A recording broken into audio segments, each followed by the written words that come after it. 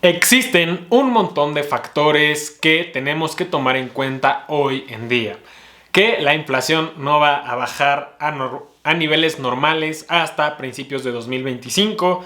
El dólar en estos momentos, la tasa de referencia. Hay un montón de factores macroeconómicos que pueden influir en tus inversiones, tanto de renta fija como de renta variable. Entonces, el día de hoy decidí traerte una lista de acciones que deberías de empezar a considerar para tener mejores resultados en tus inversiones.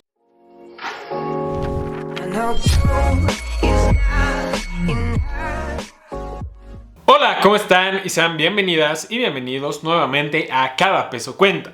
Yo soy Emilio Braune y en este canal me gusta platicar sobre finanzas personales, educación financiera, generación de ingresos pasivos, fibras y muchísimo más. Así que si todo esto te interesa, no dudes en suscribirte y en dejar tu like para que más personas puedan ver este video. Ahora, vamos a empezar sobre lo más básico. La misión de Banco de México es tener una inflación anual aproximada de 3 más menos 1. Es decir, tener una inflación de entre un 2 y un 4% como máximo. En estos momentos tenemos una inflación por ahí del 8% y la tasa de referencia se encuentra, según la última asamblea, en un 11%. Entonces, ¿esto qué significa de entrada? El costo del dinero es más elevado. Esto significa que para ti como persona física van a ser más caros los créditos, ya sea créditos de productos básicos, de automóviles e hipotecario, por supuesto. Entonces, si estás considerando en comprar un auto financiado o una casa, por favor, tal vez no sea el momento adecuado, vas a pagar mucho más de interés. Porque para nosotros que no tenemos millones y millones como las empresas, un incremento de un 1 o de un 2 o de un 3% en la tasa de referencia, bueno, en cuanto a los puntos base se refiere, pues eso se traduce a nosotros como créditos demasiado más caros. No porque los bancos van a estar pagándole al Banco Central un 11%, significa que nosotros vamos a pagar eso. De hecho, nosotros vamos a pagar un 50, un 80, incluso hay tarjetas que te cobran hasta el 100%. En créditos hipotecarios estarás pagando entre un 10, un 11%, que a mi parecer sí es un poco elevado. Sobre todo si hace unos años podías tener una tasa fija de aproximadamente el 7% o el 8%. Entonces, de entrada, una de las primeras recomendaciones es no te endeudes. Recomendación número 2. Si tienes capacidad de hacerlo, liquida todas tus deudas, todas tus tarjetas, porque vas a estar pagando más de intereses. Conozco muchas personas que me dicen, oye, es que si invierto en criptomonedas, o si invierto en fibras, o si invierto en sofipos, puedo generar más dinero de lo que las tasas me cobran, por lo que es una buena idea mantenerlas y quedarme con ese diferencial.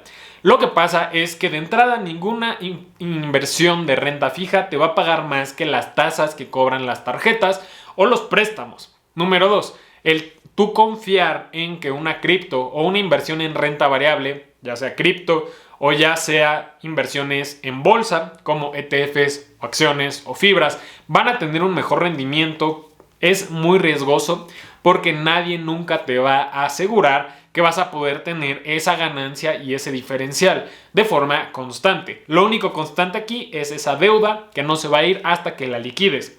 Punto número 3. Otro consejo que creo que es muy importante. Banco de México mencionó en la última asamblea el 9 de febrero que básicamente la inflación ellos esperan que se controle a niveles normales, que es justo lo que les mencionaba, del 3 más menos 1%, y esto pasaría a principios de 2025, por lo que muchas inversiones de renta variable, por lo menos aquí en México, como empresas o fibras, probablemente tengan caídas en sus precios si están muy apalancadas o si tienen muchas deudas. ¿Por qué? Porque estas deudas probablemente sigan subiendo. Las tasas probablemente también hay empresas o hay fibras que tienen una parte a tasa fija y otra a tasa variable. Y aquí es donde se verían afectadas. Otra cosa que funciona de esta forma es que tú como inversionista retail, o sea, inversionista pequeño, no una institución, por ejemplo, vas a tener mejores incentivos para no gastar tu dinero porque las instituciones financieras te van a pagar más por tus ahorros. Es decir, tenemos opciones como el pagaré de Hey Banco, que ahorita está pagando un 10%.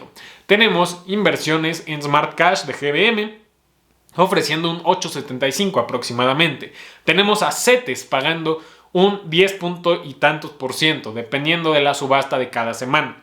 Lo que quiero decir es que estamos en un excelente momento para ahorrar y aprovechar, amarrar esas tasas a 1 o a 2 años para simplemente tener un mejor rendimiento para nuestro dinero, que no solamente cubra lo equivalente a la inflación, sino que tengamos un remanente adicional de un 2 o un 3%.